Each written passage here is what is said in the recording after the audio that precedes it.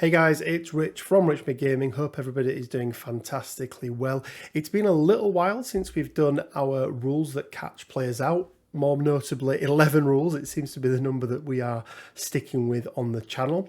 So I've been looking through the various Facebook groups, looking at my own messages on the channel, and then looking at the forums to find out what are the questions that people are asking time and time again. And I've picked 11 out that I think are worthy to mention. So starting off then with number 1. So whilst it may seem like, especially when throwing another character, that you could just pick the right angle and have an enemy character collide with two enemy characters simultaneously, this unfortunately is not the case in Marvel Crisis Protocol. Even if a throw could be performed at just the right angle and in such a way that would allow you to touch two of the bases simultaneously, the attacking character needs to decide which single enemy is going to be making those dodge rolls.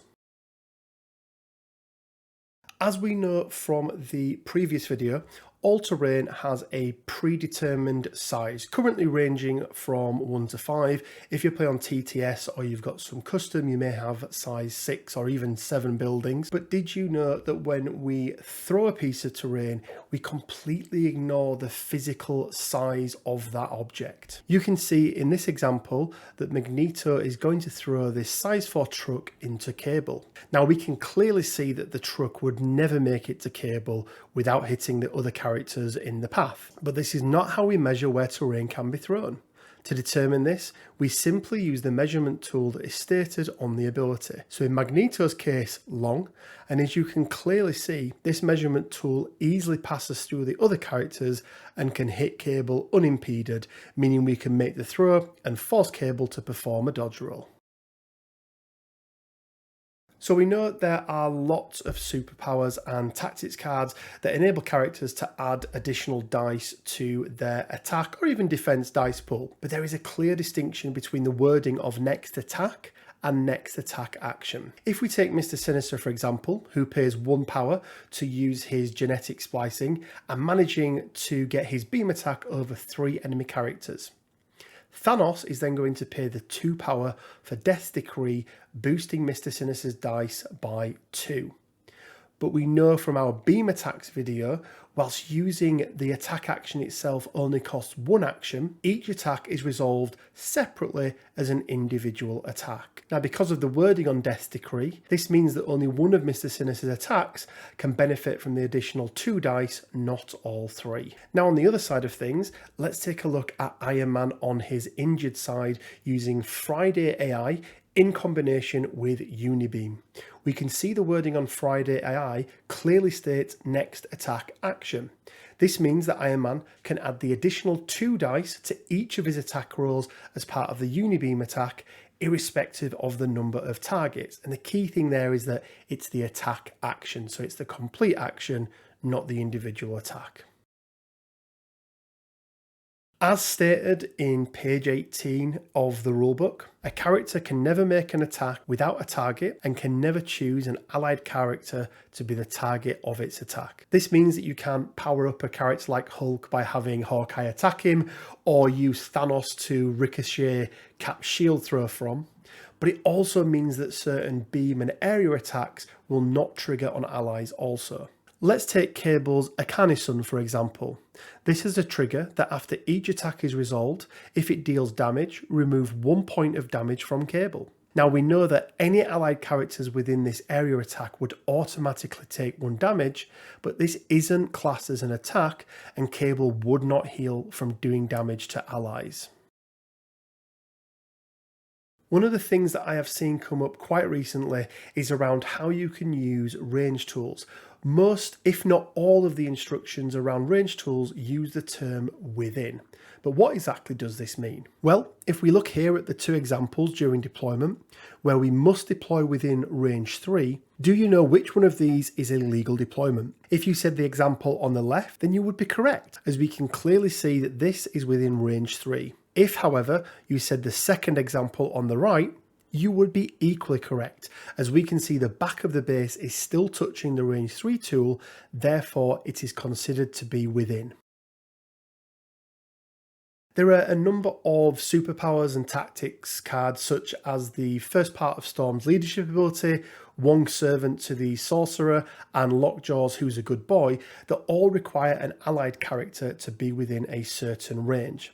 The important thing here is that it just needs to be an allied character. Their state is not part of it. It does not state that these characters need to be undazed. Therefore, if a Lockjaw activates and is within range 2 of a Dazed Black Bolt, he will still gain the additional 3 power from Who's a Good Boy. We now have a number of affiliations that have more than one leader. We've got lots with 2. We've got the Avengers, who have 3 leaders, and Convocation, who can have up to 8 characters that can be given the leadership. So more than ever, you may find yourself in a situation where you not only have multiple leaders in your roster, but actually in your final squad.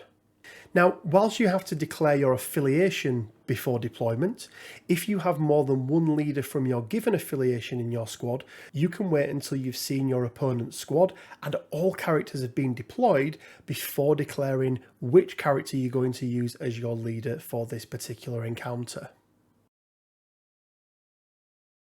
Characters such as Enchantress and Mysterio have superpowers that allow them to use their Mystic defense unless the attacking character pays power whilst it is targeting them with an attack. What is interesting, however, when it comes to timing, is that an opponent can target your Enchantress, pay the 2 power to negate her superpower Enchanting, but then you as a defending character can then choose to play Bodyguard and the attacking player loses the 2 power they have spent. So we are starting to see more and more characters with the transform rule. With the OG of Ant-Man and the Wasp, we now have the Hood and the soon to be released Miss Marvel. So firstly, let's just clarify what the transformation rule is and how it works. So when a character transforms, you place the new model within range 1 of the existing model, and once it is placed, remove that initial model and take it out of play. These models, however, cannot overlap. So in this example, where Hood in his possessed form has performed an empowered Dark Lightning, which would usually force him to transform back into his normal form after the attack is resolved, we can see there is no space within range 1 to place the normal character. Therefore, the transformation cannot take place and Hood remains in his possessed form. Unless otherwise stated, such as the wording on Deadly Duo, active tactics cards can be used at any point during your turn. This means that you can use 4 power on Cable to field dressing Magneto, then spend 5 power for Whims of Chaos on Wanda to dish out some special conditions and heal up a couple of characters, then choose to activate Magneto and take your normal 2 activations. We've all been there. I was there last weekend. We activate our first character and then our opponents with their Corvus Glaive, Proxima Midnight and the Reality Gem pop off and daze the rest of your team. So that's the end of our round, right? Well, not quite. Players always alternate turns, but if a player does not have a character to activate, they will be forced to pass instead of activating a character. However, before a player passes, there is a window of opportunity to play tactics cards and other special rules such as leadership abilities. This means that even if you are out of activations and you have dazed characters that haven't yet activated, you can still use tactics cards such as field dressing, quite often catching your opponent out and potentially turning the tide of battle. And there we go, guys. There are 11 more rules that I think are noteworthy of mentioning. Ones that definitely catch players out, ones that have caught me out in the past as well. But let me know down in the comment section below which rules caught you out when you first started playing this game. Remember, we have our giveaway for the month of probably October, November, maybe even December of the Hulkbuster, and there will be a link down in the description below to the video for that. I also want to take some time to mention I've got my streamathon happening on the 28th and 29th of October. There'll be a link down to the Just Giving page page at the bottom there, and also a link to the event itself. If you could come along on the day and join me and watch a couple of the games, it would mean the absolute world. Any money that we raise both on the day and actually throughout the whole of October from monetization will be going directly to the Candles Lighters charity. But if you do have a spare dollar or a spare pound and you could head over to the Just Giving page, it would go a huge way to helping out a charity that is really close to my heart. Guys, as always, it leaves me with just enough time to say stay well, keep safe, and until next time, bye for now.